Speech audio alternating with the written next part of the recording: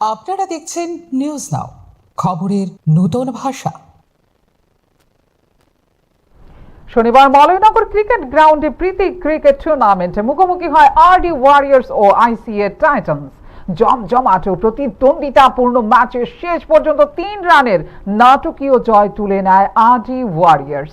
শুরু থেকেই দুই দলের মধ্যে ছিল হাড্ডাহাড্ডির লড়াই। ব্যাট ও বল দুই বিভাগে সমান তালে পাল্টা জবাব দেয় উভয় পক্ষ।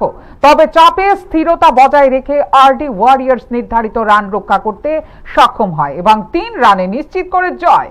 এই জয়ে উচ্ছ্বাসের পরিবেশ সৃষ্টি হয় দলীয় শিবিরে। খেলোয়াড়দের পারফরমেন্স ও ক্রীড়া সুলভ মনোভাব মুগ্ধ করে উপস্থিত দর্শকদেরও। এই দিনের প্রীতি ক্রিকেট ম্যাচে অংশ নেন তথ্য সংস্কৃতি দপ্তরের অধিকর্তা বিম্বিসার ভট্টাচার্য।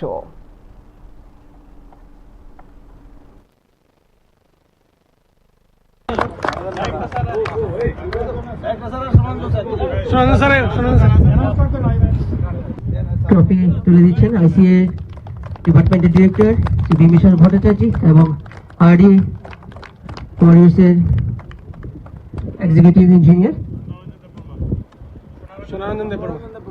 সোনারঞ্জন দেববর্মা। হোয়াটসঅ্যাপে ট্রফি নেওয়ার জন্য